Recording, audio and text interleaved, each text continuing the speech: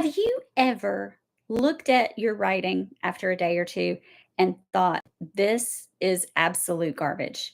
How on earth am I even doing this? Well, if that is you, then this training is for you because we are going to talk about how to self edit your work like a pro so that you can actually have a beautiful manuscript to go to your editor. Wait, if I'm self-editing, why do I need to send it to an editor? Because we all still have blind spots. Editing your own work is a critical first step in the editing process. But there's 3 more pieces, and that's for another day, of what the entire editing process looks like. But self-editing is the key initial first step. So let's dive in because I have for you today 7 self editing steps that every Christian writer needs to make their writing clearer, stronger, and more engaging. I'll be answering your questions live, so drop them in the comments as we go. If you're watching this on replay, put a big heart and say replay. And as you're watching, even if it's on replay, put your questions in the comments. I'll be sure to come back and answer each one. Now, listen, I know editing is not the most fun part of writing. Most of us just want to write it, send it off, let someone else clean it up. But self editing is a crucial part of honoring the message that God has placed on our heart. And here's why. Proverbs 21:5 says, "The plans of the diligent surely lead to abundance, but everyone who is hasty comes only to poverty." Self-editing is diligence in action. It sets your editor up for success so that they truly understand your message. It saves you money because less work for them equals lower costs for you, usually. And it makes your message clearer and more impactful from the beginning. Most importantly, it ensures that when someone reads your work, they don't get distracted by mistakes. Instead, they get drawn into your message. So let's talk about how to do that. But before we get to those 7 steps, I want to talk about the 3 purposes of self-editing. Self-editing isn't about fixing mistakes. It's about elevating your writing. So here are the 3 things that self-editing actually does for your writing. It polishes it for clarity so that your message is strong and easy to understand. It enhances readability so your readers stay engaged and keep turning the page. It reduces costs and revisions so you don't waste time or money fixing things that could have been caught early. And the best part, once you learn the 7 steps to self edit your work, editing is going to become so easier. So let's dive in to the nitty gritty. How do you actually self edit your work? You ready for these 7 steps? Here we go.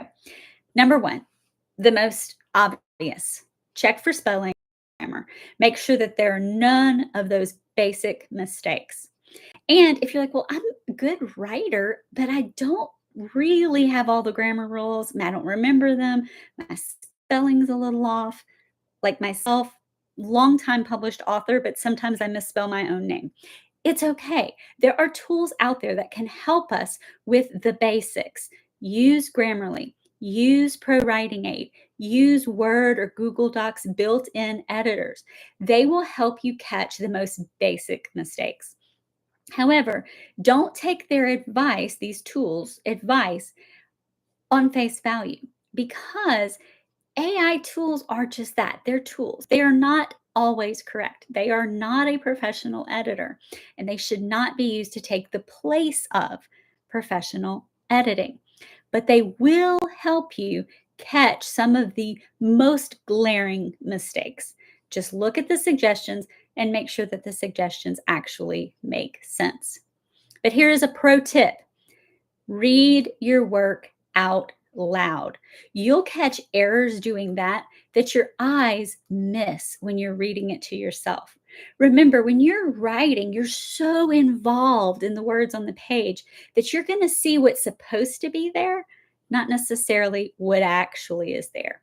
When you start speaking it, there's a disconnect in your brain from that written page to the words in a way that you begin saying what's actually there. And it helps you find mistakes that you've missed 500 read throughs.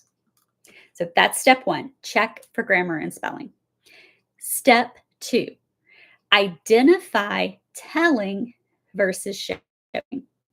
If you've been around the author space any amount of time, you've heard this very common writing craft advice over and over and over. Show, don't tell. I think that the problem is the fact that with this piece of advice, it's actually telling and not showing in and of itself. So, what on earth does it mean? Telling is when we literally state what's going on instead of showing the reader what's happening so that they can figure out what's going on. You might ask yourself, well, wouldn't it be better to just tell them? No. Think about how we actually interact with the world around us. People don't usually say, I'm mad. They usually are tense and their face muscles tighten up and their brow furrows. And then you go, oh, they're mad. Right? So you're actually using the same sort of cues that you would normally interacting with the world around you. So here is an example to really clarify it. Instead of she was sad, you could use tears welled up in her eyes. That tells us something's going on. Typically, sadness. I mean, we can well up for happiness too, but the context around it would indicate that there is sadness. So, well, how do I know if I'm telling versus showing? Actually, it's pretty simple. You can go through and highlight adjectives, sad, happy, angry, and then ask yourself, am I stating this?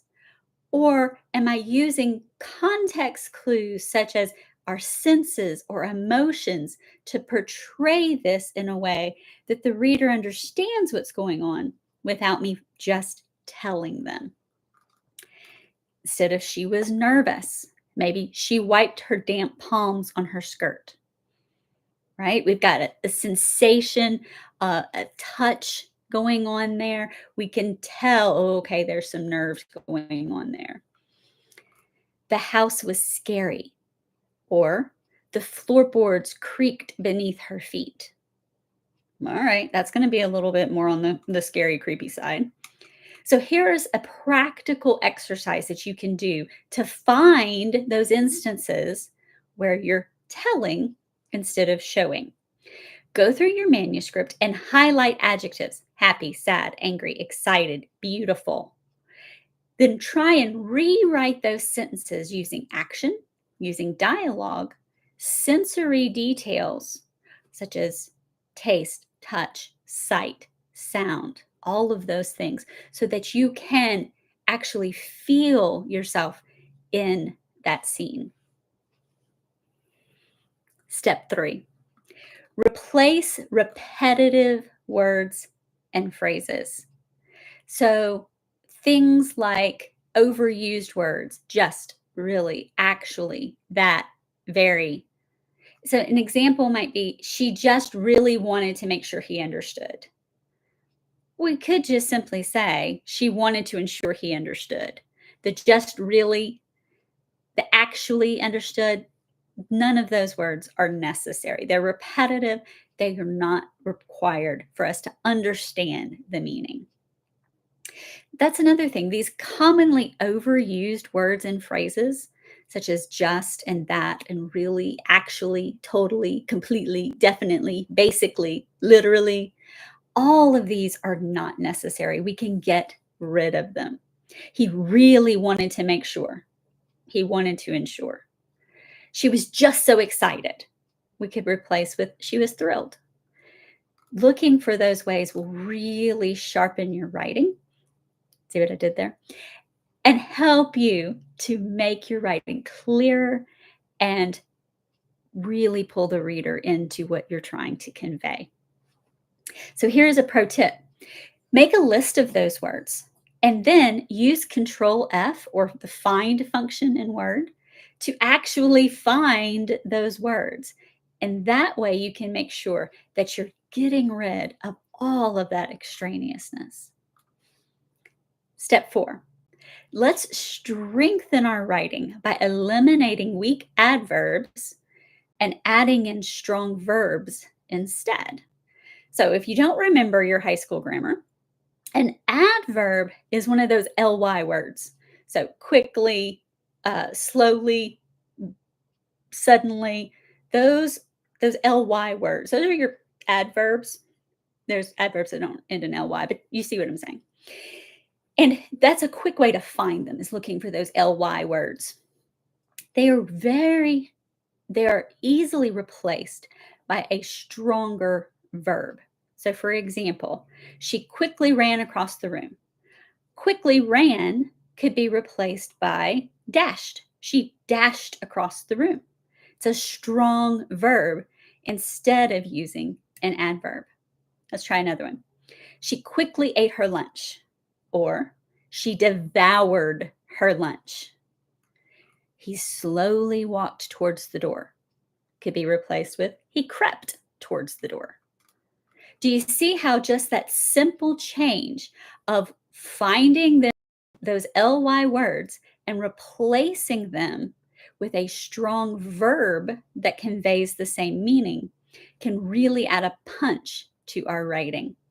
So again, look through your manuscript and highlight adverbs quickly, softly, loudly, suddenly, carefully, and then see if there is a stronger verb that could convey the meaning better.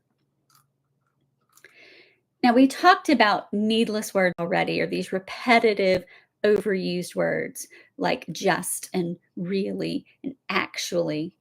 But we need to eliminate needless words as well. So, one of the most needless expressions that I personally use all the time is in order to. We don't have to say in order to begin. We could simply say to begin. The in order part is completely unnecessary. In almost every manuscript I've ever written, I've done a control find to find all of the in order tos and replace them with simply to. Some other unnecessary fillers that you might find is he nodded his head in agreement. Well, if he's nodding, it's clearly his head, and it's in agreement because we don't nod in disagreement. So therefore, we can get rid of the in his head and in agreement. It's just he nodded. That tells us everything we need to know. Another example might be she smiled happily. Well, if we're smiling, the happy's probably understood. So we can get rid of the happily, just delete that, just she smiled. Often we use so many more words than are actually necessary. So here's the golden rule. If a word doesn't add meaning, cut it. Exercise. Pick a paragraph from your manuscript and see how many words you can actually remove while keeping the meaning the same. This is not high school research paper where you have to hit 1,000-word mark or your teacher's going to give you an F. And so you're going to say, I really, really worked hard to make sure that it actually was. No, no, no, no. We are wanting to convey a message, and we want to do it powerfully and beautifully. So we need to do it succinctly. The extra words should come from extra added value, more to the meaning. So step number 6, this is along those same lines, is we're looking for cliches and overused phrases. So we want to cut things such as hit the ground running, out of the blue. These cliches do not add to our writing. In fact, they're going to make our writing seem a lot more amateurish. So we want to really look for unique ways to say the same thing. Unless sometimes we can use a cliche to add humor or emphasis. So Always ask yourself why you use that exact cliche. And if it was just because you couldn't think of something else to say, you can really spend some time brainstorming other unique ways to say that same thing. And lastly, step 7, remove qualifiers. So, for example, things like and very and little and rather and pretty. She was very tired. She seemed pretty exhausted. Okay. Those qualifiers, the very, the pretty, we can cut those. They don't add to our writing. In fact, they detract from the reader reading what it is that we've put out there. So, real quick, we're going to go through these 7 steps one more time. Step 1, we're going to check for grammar and spelling. Step 2, we're going to look for places where we're telling and not showing. Step 3, we're going to replace repetitive words and phrases. Step 4, we're going to strengthen verbs by eliminating weak adverbs. Step 5, we're going to omit needless words. Step 6, we're going to remove cliches and overused phrases. And then step 7, we're going to remove qualifiers. You've made it. Editing is not about perfection. It's about clarity, impact, and readability. My prayer for your writing is what Psalm 19:14 says, that the words of your mouth and the meditations of your heart be acceptable in the sight of the Lord. And so here is my challenge for you for this week before our next live session next Wednesday. Go back to your manuscript, find a page, one page, and apply 3 of today's self-editing tips. Then tell me in the comments which step helped you most. Bonus points if you apply all 7 steps. That is what I want you to do for this week, taking what you've heard and actually applying it. Hearing the information is not what is going to change your writing. It is the actual doing and implementing what you have learned that will truly improve your writing craft. And I know you can. If this video has been helpful, please like the video and send it to other Christian writers so that they too can find the information that they are looking for. Subscribe for more training on writing, publishing, and growing your impact. You can turn on notifications so that you never miss a live session. And if you're ready to take your writing to the next level, check out our website at roseandpearl.net for courses, coaching, and resources just for Christian writers. Your story matters. Your message matters. Let's make sure your words are as powerful as the calling God has placed on your heart. I'll see you in the next video.